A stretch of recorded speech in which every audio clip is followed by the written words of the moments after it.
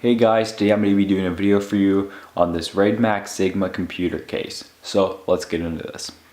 Starting off with the package contents, you're going to of course get the instruction manual with a little bag of the all the screws you're going to need, as well as some zip ties. And then the box it came in was a very nice box that had great visuals on it, and it seemed to be packaged pretty nicely as well. But now let's just go ahead and take a quick look at the overall just design and build of this case. So starting off, you're going to see the design it has. Now I think it's a very cool design, and it definitely has some nice angles to it. So it does come in black or white, and right here is the white color, of course. So at the front you can just see it's just a white body. We have the very large tempered glass side panel on the side. Then we have the little black grills around it, and then there's like this almost like silver brushed aluminum kind of look. Now I don't know if I like it or don't like it. Like, it's a little weird considering how it's paired with white and black, but I don't think it looks bad at all, and it does add some nice looks and character to the case. And then here's just a look from the front. You can just see that the kind of angles on it and whatnot. And then the top of the case also has this cool kind of look to it with this big long strip, and then a bunch of cool triangles and whatnot on the side. We have the power and the reset buttons, the audio in and audio outs, then we have the USB 3.0 ports, and then the little LED which just lets us know when the case is on and all that. And then at the rear we have the regular kind of setup on the case. We have this little tab right here which will pull back and let you access the PCI slots here. Pretty self-explanatory on the rear. And then here is the other side of the case. You can see we have the two 2.5-inch hard drive or SSD bays. We have quite a bit of room in between here and then this, so you can stuff cables and whatnot through it.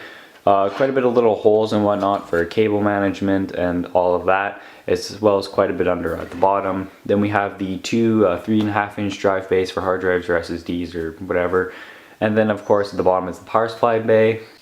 And then we have this very large side panel on the side that is a glass material. So it definitely looks really cool, and it's definitely gonna show off your parts. It's held in place by these 4 little screws on the side, which you can easily just unscrew by hand. And then the inside of the case definitely does look very nice. It's a very clean looking case, and you can see the cable management holes here, which will help for like your little USBs and power switches, as well as some SATAs down there. And then we have the graphics card PCI cable down there, as well as all throughout the side and whatnot. So you definitely have a good amount of ample holes and whatnot for cable management. And then through here you of course have the ways that the drive bays are going to get some of the airflow through here. So you can put up to a 360 millimeter radiator or 3 120s for at the front of the case for the fan. So that's pretty nice that you can definitely add so many fans in this case. Or of course just like a single 280 or something like that would work as well. And then at the rear there's just the single blue LED 140 millimeter fan. So pretty good for little accessories and just the build on this case. It's definitely a nice case. Maybe one more fan at the front would have been nice, because it's always nice to have 2 fans, one for intake, one for exhaust. And then at the top you can just see we have the place for, as well, if you want to put in some more fans at the top. You can put 2 140s there if you'd like. And then we have the little filter up there as well, which help filter out some of the dust. Taking off the top is very easy. Pretty much all you do is grip it at the back and pull up, and then it comes off. And then we have our little fan support here at the top. You can see there's a little bit of an indent, so it goes up. And we have a place for 2 140s or 2 120s, so pretty good. You probably want to use these for like a small radiator or an exhaust. And then with the front off, you can see right here we have the dust filter, which is very easy to remove and can easily be cleaned. And then right here you can see we have the little blue LED at the front. And then I also noticed just kind of like the angles here, where there's also a Raidmax at the bottom, which is kind of neat as well. So if we just take a quick rundown with my parts in the case, pretty much what I have is a GTX 970 graphics card. You can see what it looks like in this case. Now it's a pretty fairly sized card, so it's not going to be the largest card ever, but it's going to be around the size of most of them, and you can just see how much room I have left right there. So quite a bit of room for large graphics cards. And then I have just a standard size ATX motherboard, and if you do have an extended ATX motherboard, it looked like you will be able to fit it in here just fine. It might be a little bit tight to get all those cables in, but it should work fine. And you can see how about I have cable management set up as well. So I was able to route all the cables through all the little holes in the case, and it does look pretty well. And then at the front you can see as well, I do have 320mm fans in there. And then of course all the little cables all could go through the top and the side for the 24 pin. And then at the top I have the 280mm radiator with 2 fans as well, and it fits absolutely fine. It doesn't have any large clearance issues or anything like that. So it should be able to accommodate almost every size radiator at the top, unless you have one of those ginormously thick rads. But yeah, quite a bit of room in the case, definitely. Here's just another look at the front fans there.